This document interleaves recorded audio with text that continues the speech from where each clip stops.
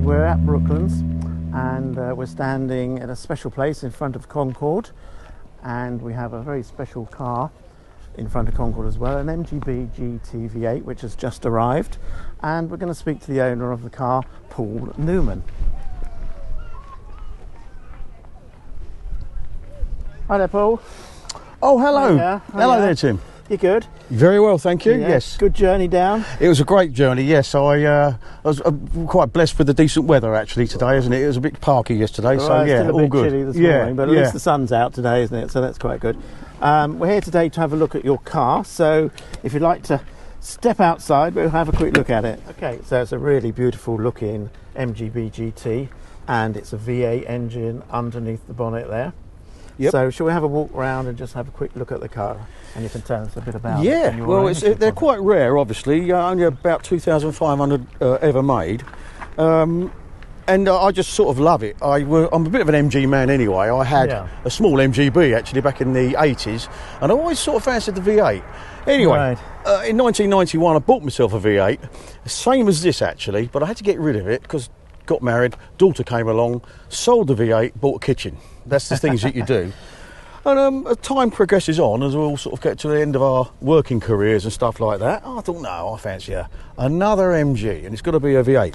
So I sold my Lotus Elise and my old Motor Guzzi Le Mans, put all the money in a big pot, and this is what you get. And this is what you get at the end and of it's it. a gorgeous car. It's a gorgeous car. It's silky smooth. That Rover What engine. colour do we call this? This is called Damask Red. It is Damask Red. Yes.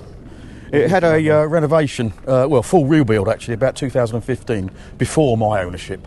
Right. And they spent an awful lot of money on it, and it's an absolute minter. It really, really is. Yeah. I've done a few bits and pieces on it. I was going to say, have you done something yourself to it since you've got it? I mean, nothing really. Bearing in mind it had a full rebuild just before you bought it, really. Like most things, these are a bit of a labour of love, aren't they? So you've got to throw a bit of time at them, I think, to keep them running really nice as they are. Yeah. And that's what I like. It's a bit of a hobby. It's a nice hobby to have. So it's great. It's an absolute great. No problem. Doesn't miss a beat.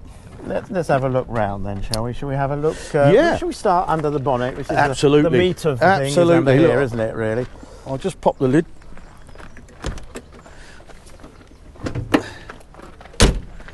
There we go. Now, this is the beating heart of the beast. There we go. Yeah, there it is. Look at that. It's the original engine, as I say, had quite a lot of work done on it. 2015, I think it was, something like that. It's had some sympathetic upgrades to cope with modern traffic. Yeah. We've got electronic distributor, obviously no points anymore, but decent cooling fans and everything else, because he's always used to suffer a tad with heating problems. Yes. But apart from that, this is like the standard engine, cast manifold steel, air cleaners, etc., all standard. And it's lovely, and that's the way I like it. And this is the famous Rover 3.5 litre. Rover 3.5, yeah, on a low state of tune. In many different cars. Yeah.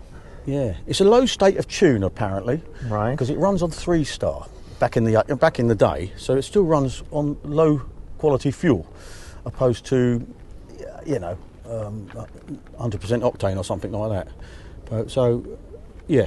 What's the sort of performance you get from this? I would say it's deceptively quick is my words for this. Back in the day, they were a very, very quick car. I think they were. They were quite an expensive car as well. Performance-wise, I've had a few cars in my time, and I think this is good. That's a good performance. I had a Subaru Impreza, I've had a Lotus Elise, and I think the gear change slows it down a little bit between the gear changes. That's the only thing that slows it down. But pots of torque, not a lot of horsepower. Quite a lot of torque though, and that keeps up with modern day traffic. I was going to say it's quite happy sitting and cruising on the motorway, wherever. The only problem I would say, not that there is a problem, with most 60s design cars, they have a little bit of wind noise and stuff like that on them, but that is to be expected. You'll never get it any different. But it's like a jewel. That is like a jewel. That's what I like to describe that as. And what a lovely. Certainly takes up a lot of space. If you see the ordinary MGB GT with the 4-cylinder, which looks quite tiny in the bay, really. In comparison, but it's well fitted in, isn't it? They've done their, it's a good fit, don't you think? I think it is. And that's without any modification on the bonnet, like the MGC has a bulge on the bonnet. Or the Costello, which he was the main man to set it all off, wasn't he? Ken Costello. But this all fits in without any changes to it, which is amazing, really. Yeah. Part of cheapness, I think, possibly with British probably, Leyland. Who knows? Great piece of engineering, Absolutely. Go in there, I think. Absolutely. No, brilliant. I absolutely love it. I absolutely love it. It's a pleasure to go out in. Fantastic. Shall we have a look round the rest of it? Shall we have a look inside? Yeah, here we go. If we have a look in the interior. It's just basically a bog standard. There we are.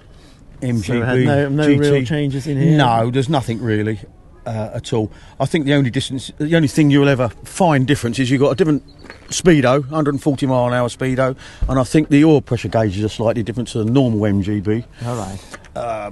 And that's it, really. That's it. And surprisingly, it's very economical. You would not believe that. I reckon this must do. It does 30 to the gallon, I would have thought. Really? It's 30? Yep, absolutely. That's amazing. So, because it's quite a light car, isn't it? It's only probably a tonne, 1,000 kilos or something like that. Yeah. So it's all power to weight. And I think, that's great. And you've got a full-length sunroof on there. Is that factory fitted? No, this is not aftermarket. This is an aftermarket one. But what a wonderful thing to have as well. My old my old V8 that I had, it just looked normal Tim top.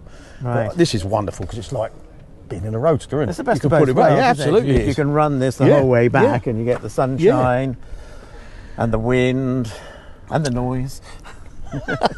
But okay, and the boot is standard. Should we have a quick look in there? Yeah, absolutely. You know, I've got some bits and pieces, some leaflets in there, and there's a small kid, I think it is, in the back, small child in the back. Is there one in there? And I wouldn't like to sit in the back of there. Although I did back in the day. You used to take friends to the pubs, etc., like you did back in the 80s. That's right. And you get your mate in the back there. Yeah, I had an MGB GT in the early 80s. Did you? Yeah. Same Mine was a rubber bumper one. Mine was chrome. In Tundra, it was, which was like a greeny colour. I never, exactly the same design inside. Yeah, though, absolutely, exactly the same. It just hasn't changed at all. Yep. I've lowered it a little bit. I've got some. I lowered the actual ride height's about an inch lower than it was because I think it's a little bit wallowy. These types of cars are a little bit wallowy. You've got all this lovely, nice, silky smooth performance, but at the end of the day, you've got these lever arms and cart springs and stuff like that, and I find that on like a motorway, you know, it does wallow a little bit if you're not careful. But if you're aware of that, it's. But a great looking vehicle. It's a beautiful, credit to you. Yeah, thank you. Yeah. But we are in front of Concorde now. Why are we in this front is of why Concorde, this is where the story starts. The guy that bought this brand new in June 1974 was assistant chief test pilot of Concorde by the name of Peter Baker. And Peter Baker obviously bought this and he drove this and he drove that. Probably at the same time. At the same time. This is yes, 1974. It is. Yes. And this is 1974. He did the tour around the Middle East, I think it was, in July 74, something like that. And this would have been waiting down in the car park at Filton or whatever it was where he took off from, waiting for him to take him home. So we're getting from that cockpit up there into there, into that cockpit in there, and slight power differential probably. Yeah, but again, I think it was deemed quite a quick car in its day, and a very expensive car as well. I think you were up against Nissan 240s, Reliant Scimitar, Triumph Stags, and stuff like that. Yeah, Mercedes as well, possibly, I don't know, but I think it was an upmarket sort of car. Yeah, I think that's what it probably would have been. And it was quite. Peter was obviously quite a well-known test pilot, and he was quite a well-paid chap as well. Yep, first pilot to fly this beautiful machine behind us here. This is exact one, and he was also the last pilot. To fly this as well, okay, yeah. Before it was decommissioned and taken to Filton. So Peter was the first and last pilot.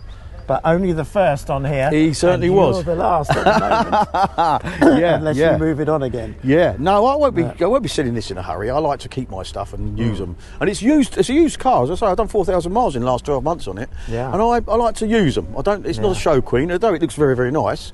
Goes back to what I was saying to you earlier. You have to look after it and put a little bit of love into it, and this is what you get. Well, you've clearly done that. I mean, it's beautifully polished. It's beautifully kept. Absolutely, yeah. And there we are. So you've Peter got two. Baker's first car. Yeah, Peter Baker's. yeah. Two fantastic Aircraft. pieces of British engineering, don't you Indeed. think? Absolutely, in one place, isn't it? It's Yeah. amazing. Yeah, It really all is. in one place. Yep. Great. Wonderful.